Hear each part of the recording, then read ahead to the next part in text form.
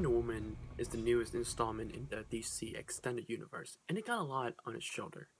It's the first superhero movie to be directed by a female director. It is Wonder Woman's big screen debut in her own solo movie.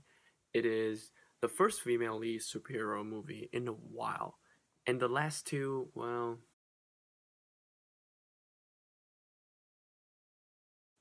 they were total dog shit. So, a lot of pressure for the filmmakers going into making this movie, and a lot of pressure for the audience going into seeing it. And holy shit, Wonder Woman did what's never been done before by a movie, is that it's making me tear up. In the first second, I'm telling you, the first second when that Warner Brothers logo and the DC logo, the new DC logo, came up, and that Hans Zimmer music just hit, and I couldn't contain myself. The writers did something quite similar to the Man of Steel plot, and that is spending a lot more time on Themyscira than I actually expected.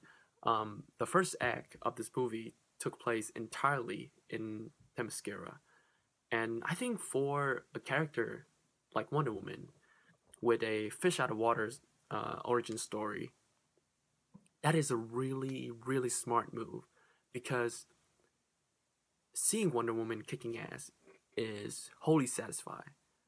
But seeing her leaving the place where she grew up with to go to a different place where she has to learn new things and she has to adapt, I'm gonna be honest, that's actually more satisfying than the action scenes.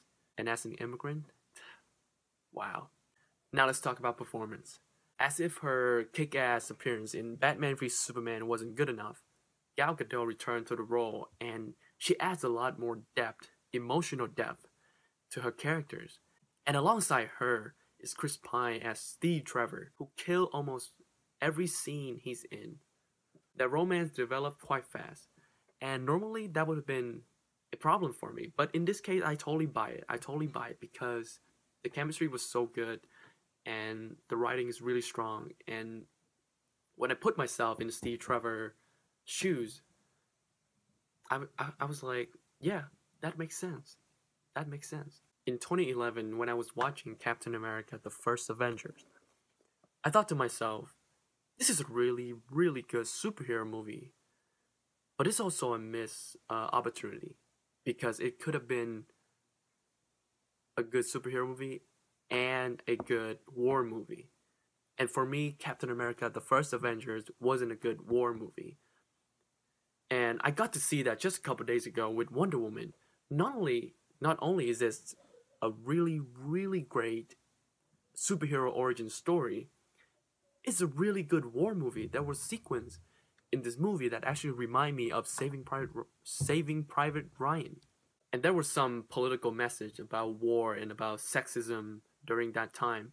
Those messages were really, really powerful and in some degree really empowering.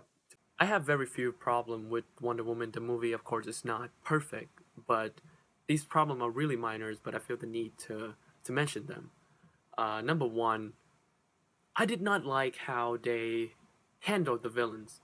I feel like Dr. Poison and the German general, which I forgot the name of, I feel like they were really cartoonish, and there was something about them that felt out of place, and I didn't like how they were handled in the movie. And some of the CG were quite noticeable in the action scene, especially near the end of the third act. And there might have been one too many slow-mo shot. And something that's not really the film fault, but I went in already know who Ares was. The actor who played Ares. So when they did the big reveal, like, oh, I am Ares, it wasn't very effective for me personally. But again, that's not the movie fault. That's because I read too many article online, and like I kind of got that spoiled for me, which is kind of disappointing. Also, I want to give a big shout out to director Patty Jenkins, who did a wonderful job directing this movie. If you look at Catwoman Elektra, the Supergirl movie back in the day, and or even the Ghostbuster reboot. I think the reason why those movies was so bad because they were all directed by men. If you're making a movie to empower women, to strengthen the idea of feminism, you can't have a man in charge. I'm not saying it's impossible. It had been done before. If you look at movie like Aliens and Terminator, Judgment Day, but for a character like Wonder Woman, who is an icon of feminism, you just can't have a man directing it, and which is why having director Patty Jenkins, who know what it's like to be a woman in a society that not necessarily full of, but run by men, and someone who is fighting for women's rights, someone who understands what it's like to be a real feminist. As a result, you get a really good movie. And not just a good movie, a movie that would teach people what the word feminism is. If you look at the movie Ghostbuster, the reboot, the all-female cast reboot, those movies think they are trying to empower women, but that's not the case. Those movies, they try to empower women by devalue men. There's a big difference between feminism and anti-men. Two very different ideas. And when you have a man directing a movie that could potentially empower women, they don't know what it's like to be a woman. They don't know what it is that empower women. So they feel like, let's just have these women do some really cool shit and just have like a bunch of men who is just useless, who is stupid, and that would make women feel like they're empowered. But that's not the case. If you want to empower women, you need to look at Wonder Woman, the movie directed by Patty Jenkins, as an example of how you can bring an icon of feminism to the big screen and not make it something that is offensive to men. Just like how Superman is an icon of masculinity and, you know, just pure strength. But when women look at him, they don't get offended.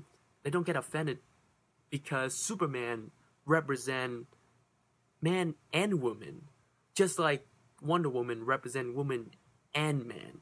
It's not anti-man. It's feminism. Overall, I couldn't be more happy with this movie, and I hope to see it again soon. In the golden age of comic book adaptation, Wonder Woman stood out for trying to add something new and fresh to the formula that we already come to know and love, and that is a superhero origin story. A really beautiful film which opened up a new hopeful frontier for a really struggling universe that is the DCEU. For me, Wonder Woman is the best DC movie in years, and I'm going to give it a 9 out of 10 rating. Hey guys, thank you for watching the video. I really hope you enjoy it. And if you do, click the like button, share this video to your neighbors, and if you want to see more of these content, please click the subscribe button right here, and I'll see you soon.